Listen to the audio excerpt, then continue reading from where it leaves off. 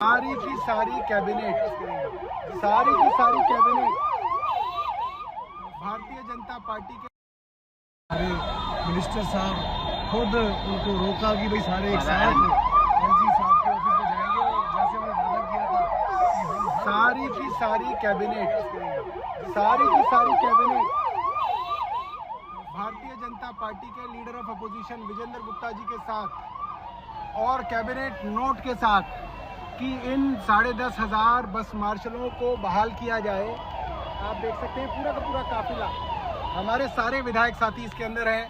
हमारे बुराड़ी से संजीव झा जी हैं, तिलक नगर से जर्नैल हैं, आदिल भाई हैं, पीछे दिलीप पांडे जी हैं, जंगपुरा से भाई प्रवीण है।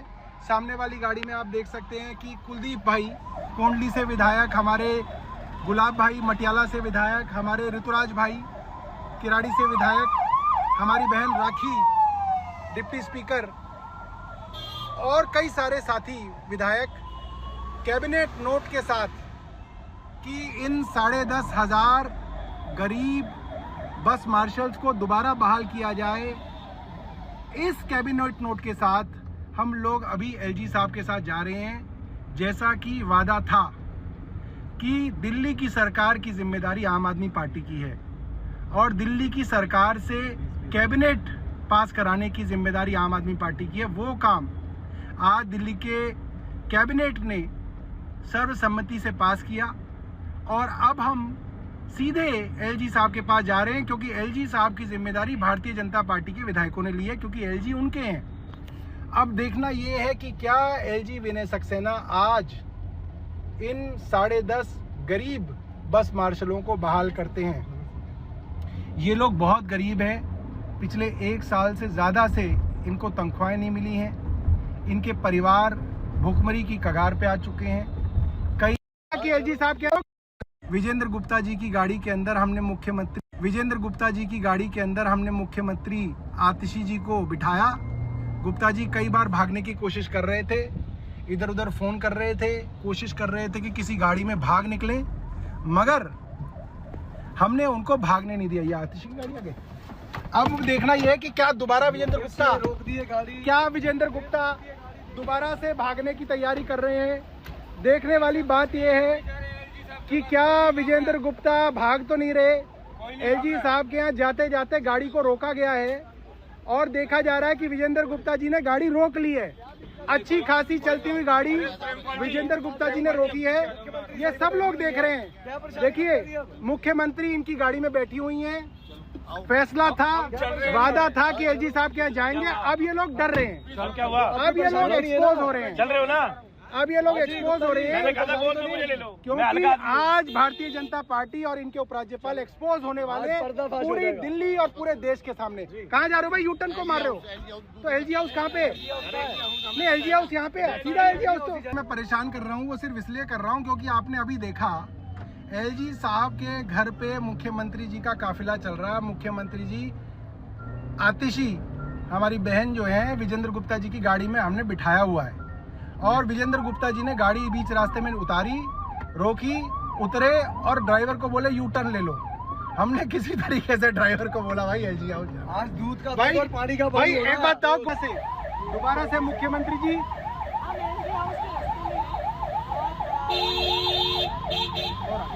आपको इस वक्त 800 लोग लाइव देख रहे हैं ट्विटर पे।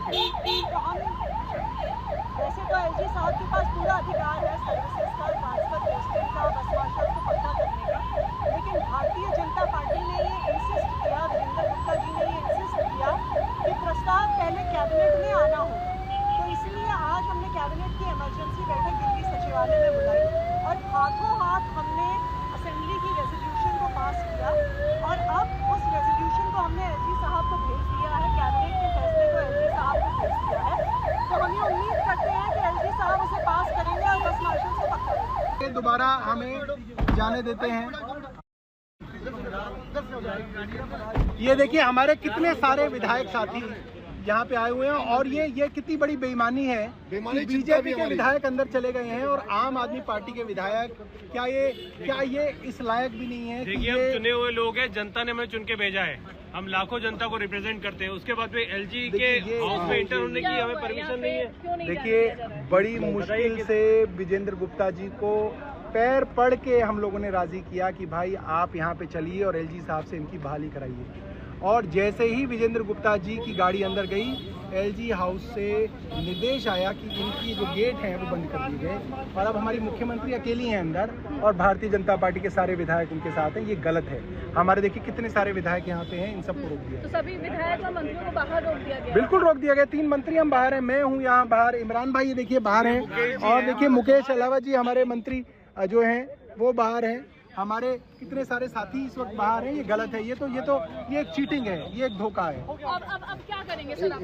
हम यहाँ पे इंतजार करेंगे और बस मार्शलों की बहाली करके जाएंगे। भारतीय जनता पार्टी के डेलीगेशन सभी एमएलएज, विजेंद्र गुप्ता जी अपने सभी एमएलएज को साथ लेकर आए थे और वो कह रहे, उन्होंने कहा कि बस मार्शल की नियुक्ति होनी चाहिए। हम बिल्कुल सहमत हैं, डे वन से कह रहे हैं। हम तो पहले से ही कह रहे हैं कि नौकरी होनी चाहिए। हमने कई बार रिजोल्यूशन ले आए, सीएम पहले की सीएम चिट्ठी लिख चुके हैं, सभी मिनिस्टर लिख चुके हैं, अभी की सीएम लिख चुकी हैं। हम कहा नौकरी दिलाओ, बड़ा आसान रास्ता है भाई। सीएम साहिबा ने कहा कि ये चूंकि ये सर्विसेज का मसला है और ये एलजी कर सकते हैं, तो हम दोनों चलते हैं, एलजी साहब पास बैठते हैं, उनको कहते हैं नियुक्ति कर दो। लेकिन उनको पता है कि नौकरी दिलाना नहीं है, केवल ड्रामा करना है। तो राजनीतिक ड्रामा के तहत उन्होंने कहा कि भाई कैबिनेट नोट ले आइए। हालांकि ये कैबिनेट का मसला बनता ही नहीं है, क्योंकि ऑलरेडी नौकरी में है, उनकी कंटिन्यूएशन का मसला है, जो कंटिन्यूएशन एलजी करा सकते हैं। लेकिन फिर भी इमरजेंसी में कैबिनेट मीटिंग बुलाई गई, कैबिनेट नोट बनाया गया, कैबिनेट नोट भेजा गया और हमने कहा कि चलिए साथ चलकर बात करते हैं। पहले तो भागने की पूरी कोशिश करी। मैं धन्यवाद करता हूं सौरभ भाई का कि सौरभ भाई विजेंद्र गुप्ता जी के पैर पर लेट गए कि ये मार्शल की नौकरी का सवाल है, अगर नौकरी आज नहीं होगा तो फिर कभी नहीं हो पाएगा। और फिर उसके बाद जैसे तैयार किया विजेंद्र गुप्ता जी को, रास्ते में यू टर्न लेने की कोशिश की, उन्होंने खूब यू टर्न करने की कोशिश की। उसके बावजूद हम सब लोगों ने, बस मार्शल का मसला था, हम आए। हास्यास्पद ये है कि विजेंद्र गुप्ता की गाड़ी अंदर गई जिसमें 3 एमएलए बीजेपी के हैं, 4 एमएलए हैं, हमारे सीएम अकेले हैं। सीएम की गाड़ी को रोक दिया गया। सभी मिनिस्टर्स देखिए, सौरभ भाई यहाँ पे मिनिस्टर हैं, हमारे अहलावत साहब मिनिस्टर हैं, इमरान भाई मिनिस्टर हैं, सभी एमएलए हमारे बाहर खड़े हैं। हमें चिंता है हमारे अपनी जो महिला सीएम है उनकी सिक्योरिटी की। ये अत्यंत, एलजी साहब मुझे लगता है कि उनको इस तरह का बर्ताव नहीं करना चाहिए, उसकी घोर निंदा करते हैं। मैं एक बात जान लीजिए एलजी साहब और भारतीय जनता पार्टी कहना चाहता हूँ कि हम जाएंगे नहीं, आज हम बस मार्शल की नौकरी को लेकर के ही जाएंगे।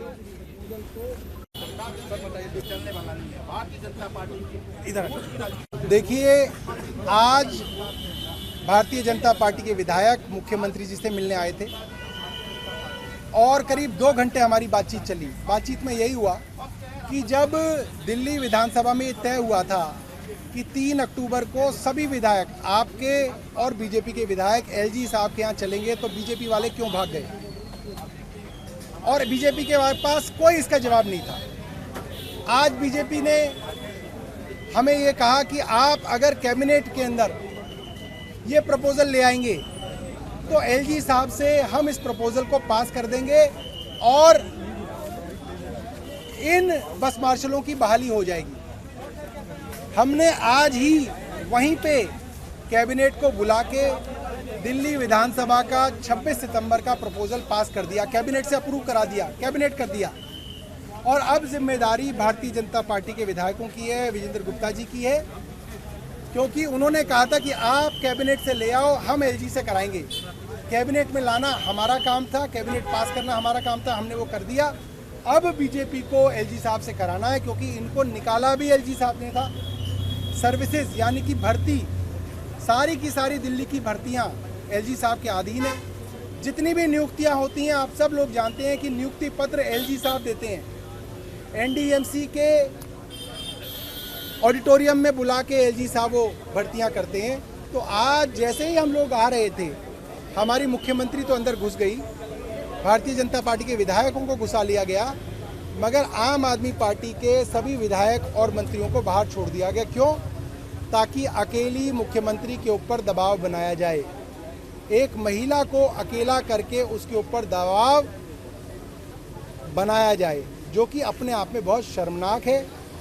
एलजी साहब क्या हमारे बाकी मंत्रियों से डरते हैं? एलजी साहब को क्या लगता है कि वो जो हमारा दलित मंत्री है वो अछूत है, कि वो अंदर नहीं जा सकता एलजी साहब के घर पे, बाकी जो लोग जा सकते हैं? ये बहुत घटिया बात है। एलजी साहब को हम सबको अंदर बुलाना चाहिए और कैमरे के सामने बताना चाहिए कि उनके मन में क्या है। ये अफसरों और एलजी हाउस की दीवारों के पीछे से षड्यंत्र करना बंद करना चाहिए।